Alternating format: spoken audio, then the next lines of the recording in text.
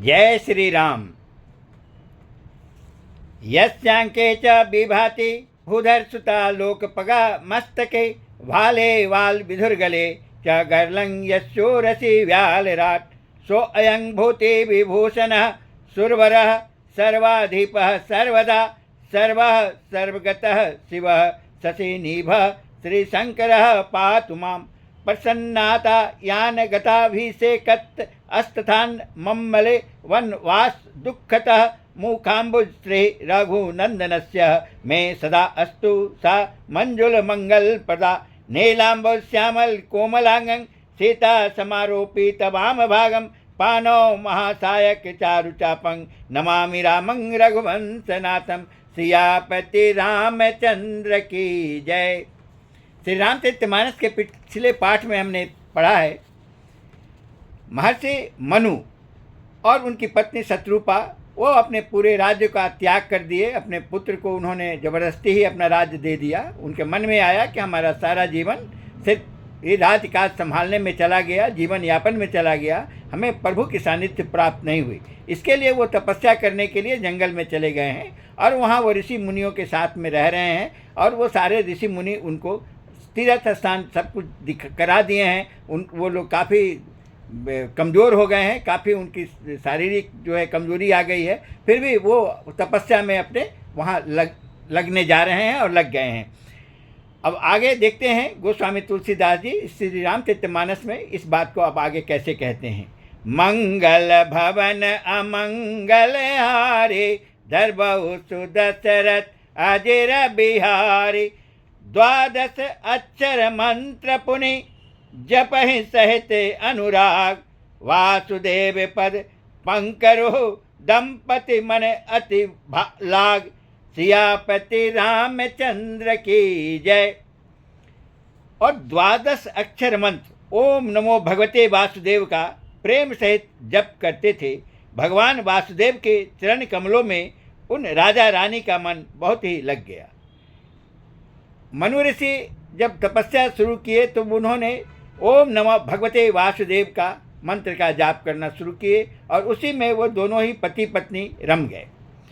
करहि आहार साक फल कंदा सुमिरहि ब्रह्म सचिदानंदा पुनि हरि हेतु करन जप लागे बारी आधार मूल फल त्यागे। वे साग फल और कंद का आहार करते थे और सच्चिदानंद ब्रह्म का स्मरण करते थे।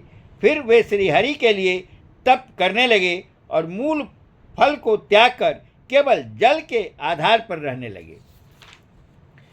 उरे अभिलाष निरंतर होई देखिए नयन परम प्रभु सोई अगुण अखंड अनंत अनादि यही चिंत ही परमारथ बारी।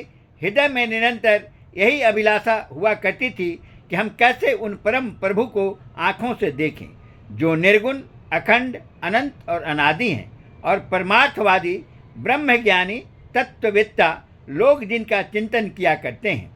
नेति नेति जहि वेद निरूपा निजानंद निरूपाधि अनुपा शंभु बिरंचि विष्णु भगवाना उपजहि जासु अंशते नाना। जिन्हें वेद नेति नेति यह भी नहीं कहकर निरूपण करते हैं, जो आनंद स्वरूप उपाधि रहित और अनुपम है एवं जिनके अंश से अनेकों शिव ब्रह्मा और विष्णु भगवान प्रकट होते हैं। ऐसे वो प्रभु सेवक बस आई भगत हेतु लीला तनु गाई जो यह बचन सत्य श्रुति भाखा तो हमार पूज ही अभिलाषा। ऐसे महान प्रभु भी सेवक के वश में हैं और भक्तों के लिए दिव्य लीला विग्रह धारण करते हैं। यदि वेदों में यह वचन सत्य कहा है तो हमारी अभिलाषा भी अवश्य पूरी होगी। मनु महाराज और उनकी पत्नी को ये पूर्ण विश्वास था कि अगर वेद में ये बातें लिखी गई है कि वो भक्ति से बस में होते हैं तो उनकी अभिलाषा अवश्य पूरी होगी।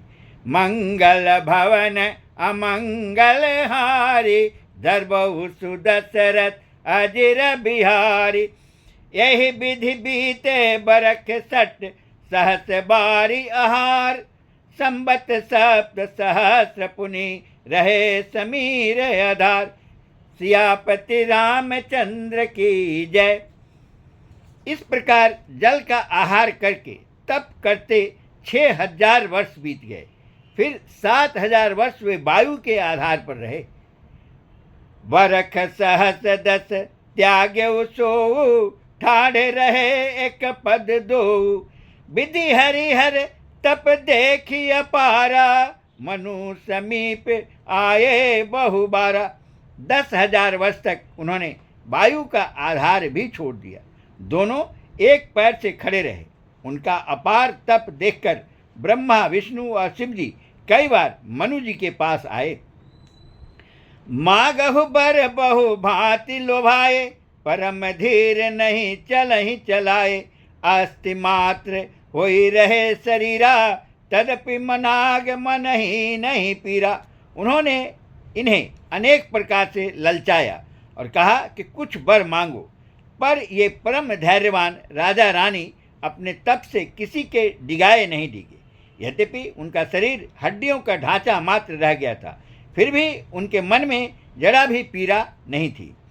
प्रभु सर्वज्ञ दास निज जानी, गति अनन्य तापस नृपरानी। मागु मागु बरु भई नभ बानी, परम गभीर कृपा मृत सानी। सर्वज्ञ प्रभु ने अनन्य गति आश्रय वाले तपस्वी राजा रानी को निज दास जाना। तब परम गंभीर और कृपा रूपी अमृत से सनी हुई यह आकाशवाणी हुई कि वर मांगो। मृतक जियावन गिरा सुहाई, सर्वन रंध्र होई उर जब आई। हृष्ट पुष्ट तन भये सुहाए, मानहु अबहि भवन ते आए। मुर्दे को भी जिला देने वाली यह सुंदर वाणी कानों के छेदों से होकर जब हृदय में आई, तब राजा रानी के शरीर ऐसे सुंदर और हृष्ट पुष्ट हो गए मानो अभी घर से आए। जब प्रभु उन पर प्रसन्न हुए और आकाशवाणी हुई कि आप वर मांगो, ये सब जब उनके कानों में गया तो उनके शारीरिक स्थिति पूर्ण रूप से ठीक हो गई। मंगल भवन अमंगल हारी, धरबहु सुदशरथ अजिर बिहारी। सर्वन सुधासम बचन सुनी, पुलक प्रफुल्लित गात। बोले मनु करि दंडवत, प्रेम न हृदय समात। सियापति रामचंद्र की जय। कानों में अमृत के समान लगने वाले वचन सुनते ही उनका शरीर पुलकित और प्रफुल्लित हो गया। तब मनु जी दंडवत करके बोले, प्रेम हृदय में समाता न था। सुन सेवक सुर तरु सुर धेनु, विधि हरिहर बंदित पद रेणु। सेवत सुलभ सकल सुखदायक, प्रणत पाल सचराचर नायक। हे प्रभु सुनिए, आप सेवकों के लिए कल्प वृक्ष और कामधेनु हैं। आपकी चरण रज की ब्रह्मा, विष्णु और शिवजी भी वंदना करते हैं। आप सेवा करने में सुलभ हैं तथा सब सुखों के देने वाले हैं। आप शरणागत के रक्षक और जड़ चेतन के स्वामी हैं।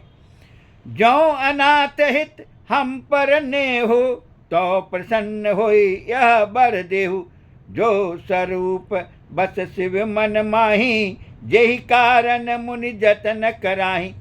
हे अनाथों का कल्याण करने वाले, यदि हम लोगों पर आपका स्नेह है तो प्रसन्न होकर यह वर दीजिए कि आपका जो स्वरूप शिव जी के मन में बसता है और जिसकी प्राप्ति के लिए मुनि लोग यत्न करते हैं। जो भुसुंड मन मानस हंसा, सगुन अगुन जेहि निगम प्रशंसा। देखहि हम सो रूप भरि लोचन, कृपा करहु प्रणतारति मोचन। जो काक भुसुंडी के मन रूपी मान सरोवर में विहार करने वाला हंस है, सगुन और निर्गुण कहकर वेद जिसकी प्रशंसा करते हैं, हे शरणागत के दुख मिटाने वाले प्रभु, ऐसी कृपा कीजिए कि हम उसी रूप को नेत्र भर कर देखें। दंपति बचन परम प्रिय लागे, मृदुल विनित प्रेम रस पागे। भगत बछल प्रभु कृपा निधाना, विश्ववास प्रगटे भगवाना। राजा रानी के कोमल विनय युक्त और प्रेम रस में पगे हुए वचन भगवान को बहुत ही प्रिय लगे। भक्त वत्सल कृपा निधान संपूर्ण विश्व के निवास स्थान या समस्त विश्व में व्यापक सर्वसमर्थ भगवान प्रकट हो गए। अब देखिए, ये बहुत ही प्रसन्नता की बात है। मनु ऋषि के और उनकी पत्नी के सामने भगवान उनके तपस्या से प्रसन्न होकर उनके सामने प्रकट हो गए। जय श्री राम। अब आज का हमारा यहीं तक का है ये पाठ। अब कल देखिए कि मनु ऋषि उनसे क्या कहते हैं। अब परमपिता परमेश्वर के साथ उनका क्या संवाद होता है, वो उन्हें क्या वरदान देते हैं, ये क्या वरदान मानते हैं, अब ये कल जो है के पाठ में हम पढ़ पाएंगे। आज बस यहीं तक हमारा पाठ रहेगा। जय श्री राम।